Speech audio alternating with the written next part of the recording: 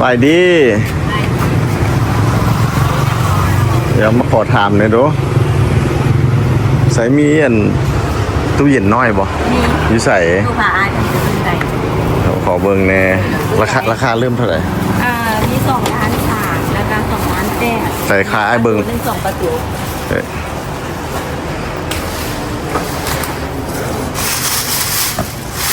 เท่าไหร่ตัวนี้ แม่ตัวนั้น2,800,000ตัวนี้2,800,000แกะมันเป็นกระไดมันมีที่ถ่ายแล้วยังไม่ได้ปาดหน้าแบบ ใส่ตัวใหญ่กว่านี้เลยสูงกว่านี้มั้ง ตัวใหญ่ ขึ้นไปอีกหน่อยนึงลองเบิ่งใส่บ่หมอนั่นหันเท่าไหร่คุณรุ่น ตัวนี้กับตัวนี้เป็นอันเดียวกันคนละ4ซื้อ รุ่นเท่าไหร่ ตัวนี้รุ่น4,500,000ตัวนี้ของโตชิบ้า ตัวนี้จะแพงขึ้นเนาะมีลดลงอีกบ่ รุ่นลงอีกนั่นของ AS ตัวนี้ เป็นเงินกีบเงินบาทนี่เท่าไหร่ เงินบาทบอกตัวนี้ราคา3,800,000เงินบาทแม่เลข10 บาทอีกมื้อนี้เท่าเดิม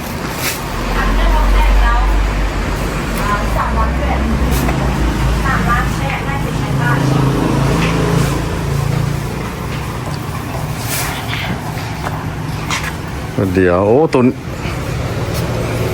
ตัวนี้นี่ล้านปลายเนาะตัว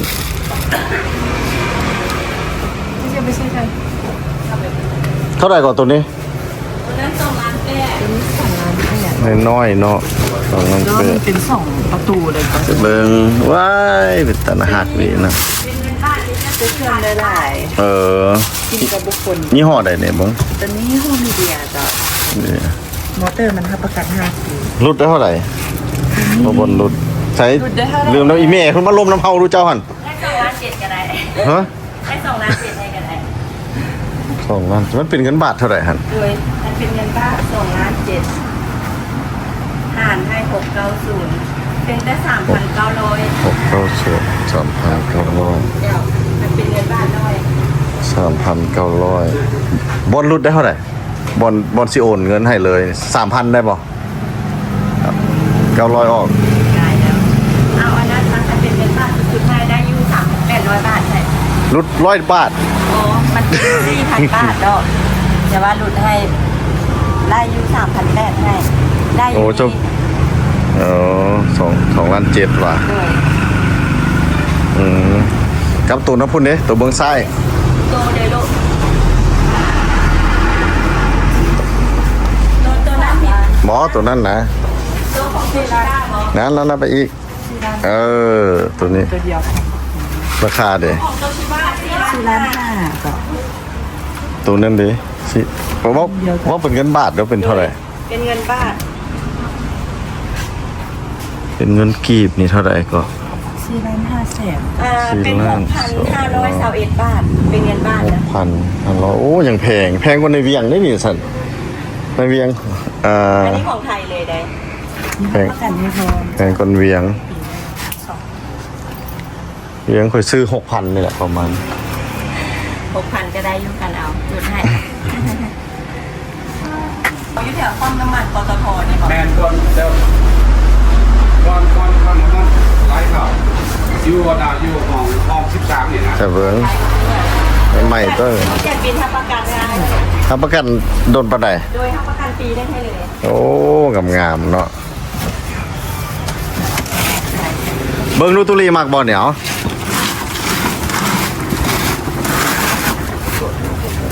เนี่ยค่าขาย 6,500หวะ1,500 บาทแต่ต่อเพิ่นได้ 5,500ในค่ากับใจง่ายถ้าต่อเพิ่นให้ซ้ำมันเป็นตอนหน่อยเพิ่นว่า หน่อยคนได้ดิเนี่ยเราใจง่ายป่ะนี่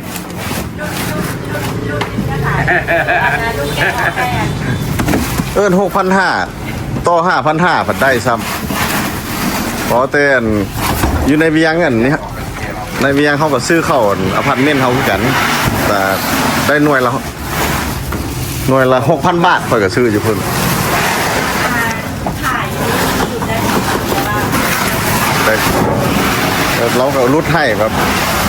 เรารุดให้ 5,500นี่ก็โอเคได้นี่นะ ถ ทำประกันปีหนึ่งอีกเนาะสุดไฟให้เบิ่งพร้อมเลย โอ้ได้เรื่อง ทักบอก เป็นของไทยได้เลย เดี๋ยวเราสิสุดไฟให้เบิ่งว่าไฟเข้าบ่เนี่ยนะ มันจะมีหนังสืออยู่นี่เป็นของไทยพร้อมเลยใน100% สุดไฟลองเบิ่ง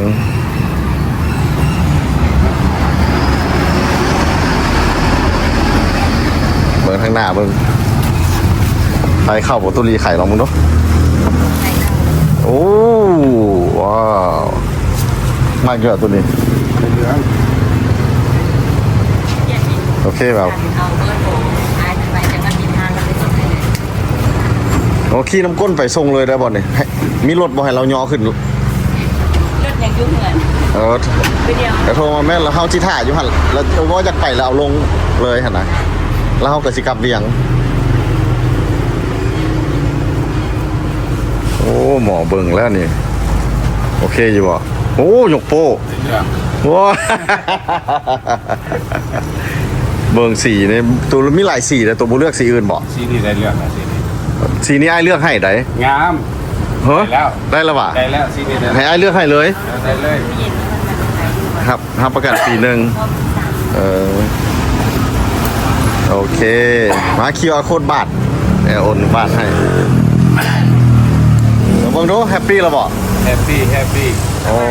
ว้าว ได้เรื่อง ได้เลือกสีฟ้าให้เด้ งาม หมอพัดเอาซ้ำสีอื่นก็บ่เอาสีนั้นพุ่น ก็ซีนี่ได้ครับโอ้โหเนาะมักซีเดียวกัน ฮะ มักซีเดียวกันได้ดินะ พุ่นน่ะ ไอ้ายมักหลายสีได้ไอ้ายน่ะเฮ้ยบ่เห็นแบบนี้นี่เสื้อไอ้ายสีอย่างนี้นะไอ้ายมักหลายสี แต่ว่าซีนี่งามแหละ แต่ว่าหู้ใจตัวว่าตัวมักสีอย่าง ฮะโอเคเอาเขาไปเบิ่งคักแล้ว ท่านได้ขนาดเลยเกมนั้นนี่เนี่ย ห้องแถวตุลีอยู่ห้องแถวหันมันฮ้อน สิ่งที่เราต้องการเลยมันตู้เย็นต้องการตู้เย็นเขาก็เลย ทำไมอะพี่ ซอยเหลือตุลีซะเอาตู้เย็นซะเนาะให้มันแล้วซะเนาะ แล้วโอ้ขอบใจหลายไอ้รันใจดี เนี่ยอันนี้เป็นความสุขของเขาซอยได้เขากับซอยนี่เลยโอเค รันใจดีเป็นใจดีดี น่ะ ชื่อไห้แล้วนี่ ใจดีเนาะ ใจดีดีตัว ซื้อให้ดีแน่เลยตัวนี้นะ ผู้นั่นนี่หายากกันลี ห้องแถวมันฮ้อนห้องแถว ดีแท้ดีว่าเลย แล้วเราเป็นกระซอยหลายอย่างเลยที่หลายสิ่งหลายอย่าง เราเฮ็ด YouTube บ่ แม่นแหละยิ่งถูก YouTube ช่องใด ไอ้รันใจดีเด้อนับเป็นแน่ เป็นมาติดตาม เพิ่งติดตามให้เพิ่นแน่ฮะ เอาแค่มาเป็นตลอด ไอ้รันใจดีสิตอนนั้นเป็นภาษาอังกฤษ เป็นภาษาอังกฤษอย่างเลย โอ้เครื่องเจ้าก็หลายนะเนาะเครื่องนี่มันเป็นเงินเป็นคำทางนั้นนี่นะมันเครื่องนี่มันน้องจะขอถามเนี่ยมันเงินเจ้าเองวะตั้งโคโลเคเลอยู่นี่หรือว่าขายให้เป็นขายเปอร์เซ็นต์ให้บริษัท เอากระติดนี้เพิ่นมา ขึ้นไปเนาะ ติดนี้เพิ่นมาซื้อตัวเก่าจ่ายตัวเก่าเอาตัวใหม่มาขายใช้ดีเพิ่น บอกเอามาตั้งโคโลนี่เขาจ่ายเลยป่ะหรือว่า บ่เอากับ ขายเป็นเปอร์เซ็นต์ให้ แม่น ชั้นเนาะโอเค โอ้ เพิ่นแน่ อันนี้เป็นช่องเพิ่นเลยบอก สิติดตามซ่องง่ายเลยว่าก่อนนี้นะ ติดตามยังที่บอก ขอบใจเด้อติดตามผู้นึงมาซื้อตู้เย็นซอยเพิ่นนี่ ช่องเพิ่นเลยบอก ซอก ตอนนี้เขาก็ท่ารถเพิ่นสิมาแก้ตู้เย็นให้ฮะ อันนี้ได้ให้มาแล้ว อันใดบ่เข้าใจ อันนี้นะ อ๋อ ขอโทษนะ อยู่ใส่อันนี้หว่าโอ้สิไปนั่งอยู่รถแต่ได้ พอมาแบ่งรถ ติดจักรรถพร้อมเอาเป็นนั่งอยู่พุ่นก็ได้ แล้วติดจักรนั่งอยู่ไหนเพิ่นระวังข้ามทาง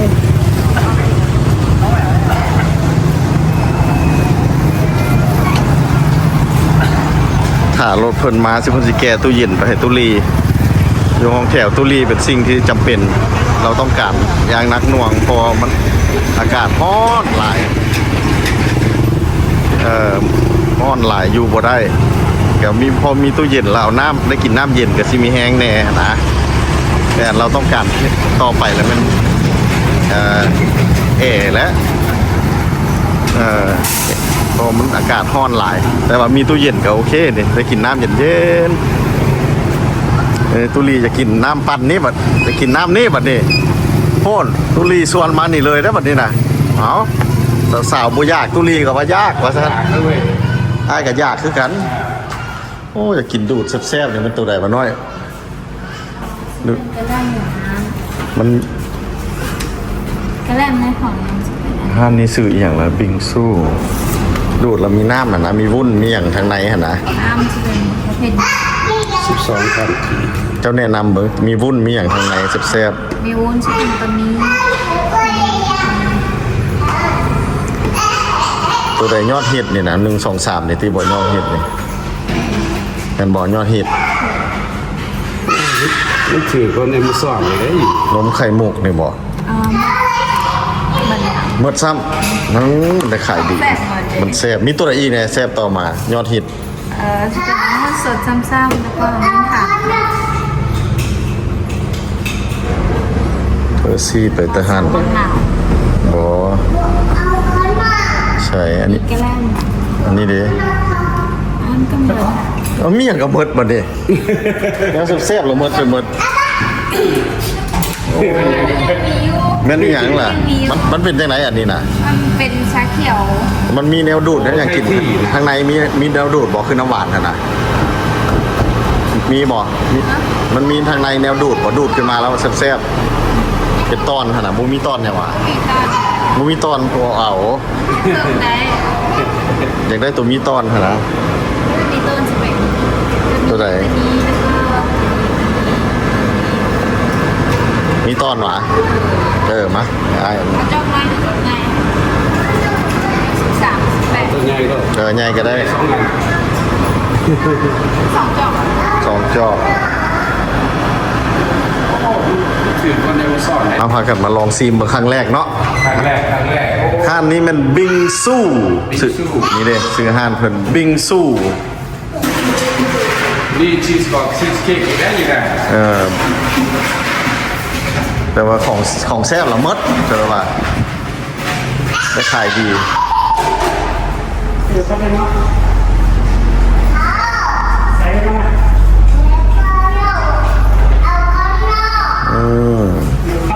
อ้าวผู้เดียวเห็นเวียกเลยนี่ผู้เดียวโคโล 2คนไปกินข้าวแล้ว โอ้รายเงินกับเป็นเธอเห็ดกับเป็นเธอโอ้ผู้เดียวเลย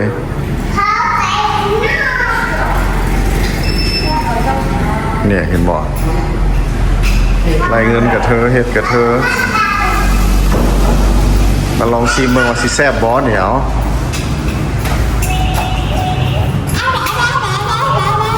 น้ำสี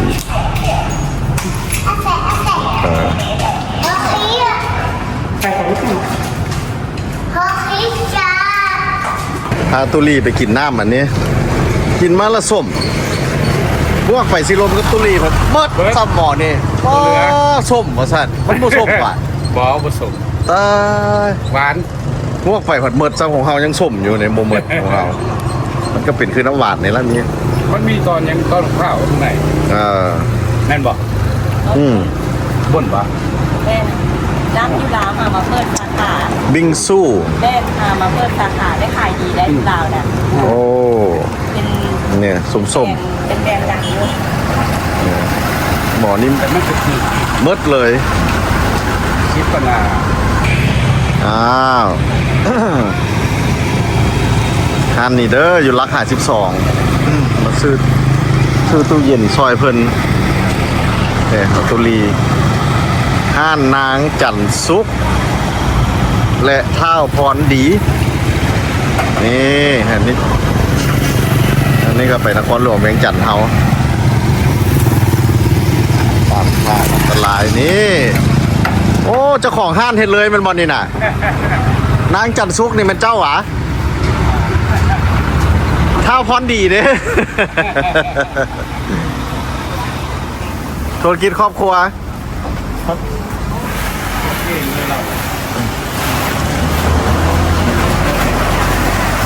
ธุรกิจครอบครัวแต่เจ้ายิ้มแย้มแจ่มใสเฮ็ดธุรกิจโอ้หมานขนาดแหละ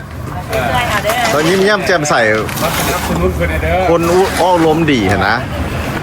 มีหลายอย่างอยู่เด้ โอ้ตุลีย้อซอยเพิ่นด้วยเขาเอาไปนี่บ่ฟ้าวซุปเถอะบ่หรือว่า2 ชั่วโมงจังซุปเนาะเคตุลีบ่ฟ้าวซุปไฟเถอะโอเคโอเคตุลี นิดหน่อยแต่น่าจะมาเบิ่งตัวนิดหน่อยต้องลาดบ่ ตุลีแต่น่ะเดี๋ยวไอ้ช่วยรถมาจอดอยู่นี่ โอเคโอเค เดี๋ยวช่วยรถมาหา ระวังเด้อหนักระวังเด้อ ตืดอ้าวเบิ่งวิถีชีวิตชาวบ้านเฮาหาเบิ่งได้ยากเด้อนี่นะเดี๋ยวนี้กำลังไปเฮือนตุลีนี่หายากแล้วนี่ก็จะสงสัยไปให้ไปหน้ามาว่าน้องน้ำฝนเพิ่นไปใส่มาคือปิดมิดชิดขนาดคันบ่ปิดก็บ่ได้เพราะว่าแดดมันแห้งเด้ต้องได้ปิดเอ้าเราก็มาบายกันตรงนี้เด้อบายแยกกันเฮาสิมาพี่เฮา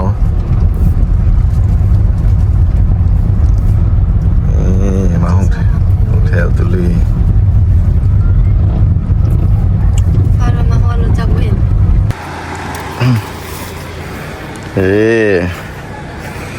อันเฮามาเบิ่งหลายเทื่อแล้วสิ่งที่จำเป็นสำหรับคนเฮาละแม่นนี่แหละตู้เย็นเด้ออยู่ในห้องแถวนี่อันที่ขาดบ่ได้ที่สุดนี่แล้วมันตู้เย็นนี่แหละนี่เด้